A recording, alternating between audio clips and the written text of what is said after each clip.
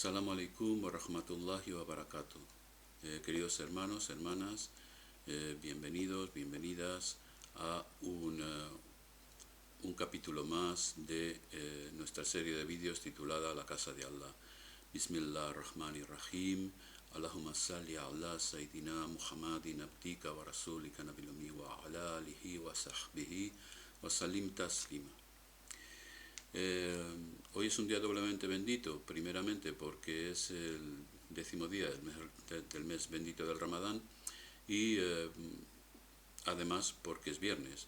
Y además de ser viernes, nos encontramos en aquella hora, entre el Asr y el Magreb, en la que fue creado Adán y en la que hay un hadith que nos asegura que si nuestra dua coincide con esa misma hora de creación, que no sabemos cuál fue, sabemos que fue entre el Asr y el Magreb, si nuestra dua coincide con esa hora de creación de Sidna Adam alayhi salam, entonces nuestra dua es mustajaba, siempre que pidamos cosas que entren dentro del marco del decoro y de lo permisible en nuestra religión, evidentemente, y en nuestra vida también.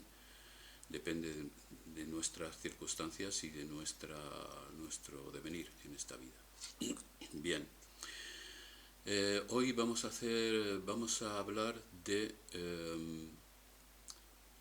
una aleya que se encuentra inmediatamente después de otra aleya que ha venido a ser llamada la aleya de la luz, Ayat an-Nur, que comienza esta aleya de la luz, que es muy conocida y a la que se le ha buscado muchos significados y que ha intrigado a un innumerable número de sabios a través de la historia del Islam.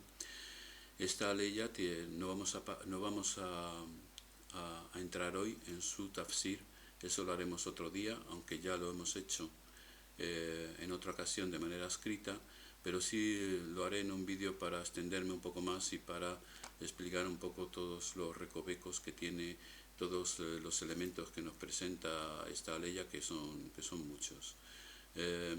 Inmediatamente después de la aleya de la luz van otras dos aleyas que han pasado desapercibidas por la mayoría de los musulmanes y las que nadie comenta, probablemente porque la aleya de la luz, ya con su luz, deslumbra estas dos aleyas que vienen detrás, pero estas aleyas tienen mucha enseñanza detrás y se pueden sacar muchísimas conclusiones.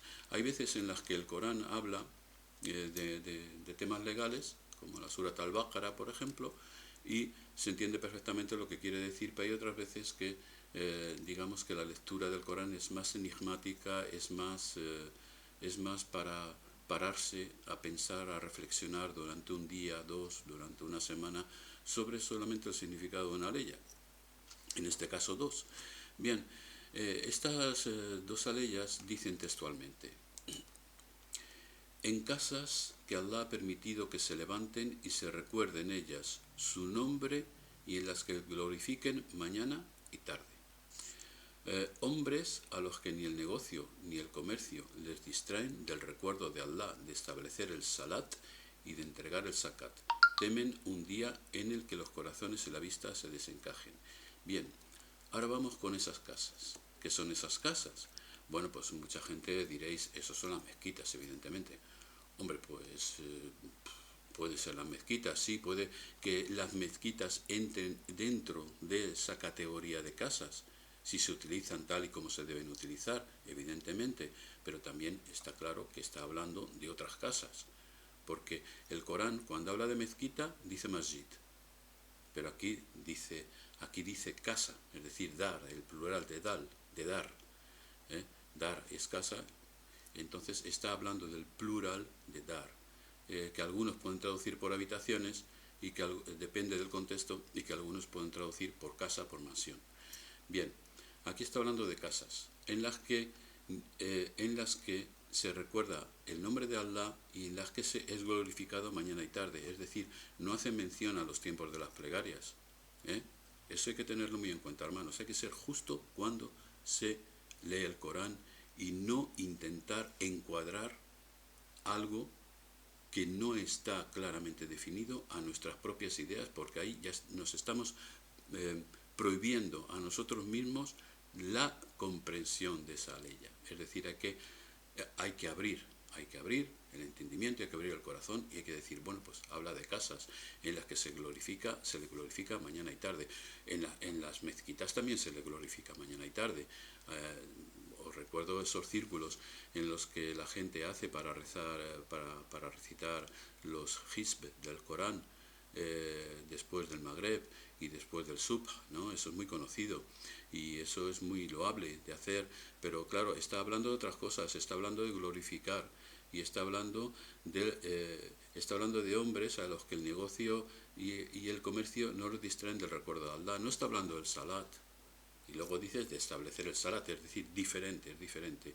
El recuerdo de Allah, de establecer el salat y de entregar el zakat. Porque en otra ley del Corán podemos en la que compara el recuerdo de Allah con el salat, dice que el salat os aparta de lo reprobable, mientras que el recuerdo de Allah es mejor. Entonces, aquí estamos hablando de algo que es mejor que el salat. Es decir, el salat es básico, es obligatorio para todos los musulmanes en sus tiempos prescritos, como dice el Corán, pero hay algo que es mejor. Y eso lo dice Allah, no lo dice nadie. Y este algo es el recuerdo de Allah. El recuerdo de Allah se hace en las mezquitas, se puede hacer en casas que han sido preparadas para eso, se puede hacer en nuestra propia casa. Si nosotros tenemos conciencia de que nuestra casa es la casa de un mumin, de un verdadero creyente, nuestra casa forma parte de esas casas a las que alude esta aleya que se sitúa inmediatamente después de la aleya de la luz. Es decir, tenemos la oportunidad de hacer nuestras casas de recuerdo, donde se glorifica Allah mañana y tarde y donde se establece el salat y se entrega el zakat. Aquí Allah no comprime, aquí Allah engrandece las cosas. Recordaos que, por ejemplo, los primeros tiempos de Meca, de la revelación, cuando no había mezquitas, los musulmanes se reunían con el profeta y el profeta los comunicaba las aleyas que se le iban revelando en la casa de un sahaba que se llamaba Arqam. Y esta casa se ha dado por llamar Dar al-Arqam y es muy conocida para las personas que hayan estudiado el Islam a fondo. Dar al-Arqam es una referencia, donde el profeta hablaba del Tawhid, de las primeras aleyas que le habían sido reveladas. Entonces estas casas, digamos, no son cualquier cosa. Yo siempre lo he dicho a los hermanos y a las hermanas, cuando yo entro a la casa de un mumin, aquí hay que distinguir entre el musulmán normal, que ya es una gran cosa, y el mumin, que es un estado más elevado, es decir, aquella persona que es un musulmán sincero, que tiene taqwa, que practica el istighfar, que tiene la virtud, que quiere andar por el camino de Allah, que ama a Muhammad más que a su familia y sus pertenencias. Entonces hablamos del mumin. Yo siempre que entro en la casa del mumin entro con el pie derecho. Nadie me lo ha dicho, no hay ningún hadith, pero yo lo hago. Y lo hago pues porque tengo esa sensación de que es un sitio puro. La casa del mumin es un sitio puro, porque en esa casa se recuerda a Allah, en esa casa se le ama, en esa casa se ama a los musulmanes, en esa casa se ama el din, se ama la religión, porque sin amor no hay nada, hermanos. Nosotros, nosotros y nosotras, vosotras, muchos escondéis un amor a Allah en el corazón que no es perceptible para el resto de las gentes y es perceptible quizá por una luz que transmiten vuestros rostros para aquellos que lo puedan o lo quieran ver. Hay mucha gente que el que ama a Allah, el que le teme, el que tiene taqwa, el que tiene pudor, esa persona no lo explica a los demás. Esa persona no va diciendo yo soy tal, yo soy cual. Esa persona se le ve en sus actos, se le ve en su corazón, se le percibe. Exhala un perfume maravilloso. Y esta gente es a los que tenemos que buscar y encontrar. Si somos igual que ellos, alhamdulillah. Si somos mejores que ellos, alhamdulillah. Y si somos menos que ellos, pues tendremos que ir a su búsqueda para aprender y para beneficiarnos de su presencia y de sus enseñanzas, ¿no? Porque por eso dice el Corán, preguntad a las gentes del recuerdo si vosotros no sabéis. Y las gentes del recuerdo no son los ulama del Islam conocidos, que muchos, desgraciadamente, en esta época actúan solamente por amor a los bienes materiales y les importa poco los musulmanes, pues como lo ha dicho el profeta, yo no lo digo, lo ha dicho el profeta, que en esta época los ignorantes se subirán a las cátedras y los sabios callarán, porque precisamente no tienen medios de difusión, porque el sabio no va detrás de un dinero que es haram. Bueno, nos estamos desviando un poco de este tema de las casas, es decir, estas casas son las mezquitas siempre que las mezquitas sirvan para lo que han sido concebidas, no para otra cosa, no para hacer propagandas de sectas ni cosas parecidas y para presionar a los musulmanes a que sigan los errores que nosotros estamos cometiendo en las mezquitas, siempre que en las mezquitas sean para eso, como hemos dicho, para recordar a Allah y para amarle y para hacer el salat. En otras casas que han sido diseñadas para eso, como Dar al-Arkam en aquella época, pues que también hay casas en las que la gente se reúne para glorificar a Allah, para magnificarle, aparte de las mezquitas, y eso todo el mundo lo sabe, y nuestras propias casas, siempre que tengamos la conciencia de que nuestra casa es la casa de un mu'min, es la casa de un amante de Allah, es la casa de alguien en la que el mu'min se refleja en el mu'min, es decir, el mu'min con mayúscula, el mu'min con minúscula es el reflejo, el espejo, el reflejo del mu'min, que es Allah, es decir, es un reflejo no un reflejo de Allah, evidentemente, pero sí una prueba, una hujja que Allah da a los creyentes para significar que Él a esa persona la tiene agraciada, que a esa persona la ama. Entonces, fijaos lo que da de sí una ley. Podría estar hablando y entonces sacar a colación otras leyes del Corán, porque es así como se hace el tafsir, es decir, de una ley sacamos hadices, sacamos aleyas, sacamos muchísimas cosas, muchísimas enseñanzas. Y es esto, bueno, pues lo que os quisiera decir en este día, que me quedo con ganas de continuar a hablar de este tema, pero yo creo que va a ser suficiente para que tengáis una idea de que cuando leáis el libro de Allah, tened mucho cuidado con lo que leéis. Mirad siempre que una traducción en español sea buena, que no tenga paréntesis, que Allah no necesita paréntesis para comunicarse con nosotros, hermanos, hermanas, que alguien con la idea de cambiar el Corán no os engañe diciendo que lo está explicando, que nadie puede explicar esto. Cada uno tiene una comprensión más o menos elevada, depende de su capacidad interna y de su limpieza de corazón. Podemos sacar miles de ejemplos de esta misma aleya que acabo de deciros, aparte del que yo os he dicho, miles más. Y si alguien está metiendo entre paréntesis y está interfiriendo en las palabras de Allah, cambiando palabras y metiendo explicaciones entre paréntesis, os está defraudando. Tened cuidado. Tened cuidado. En otra ocasión, nuestro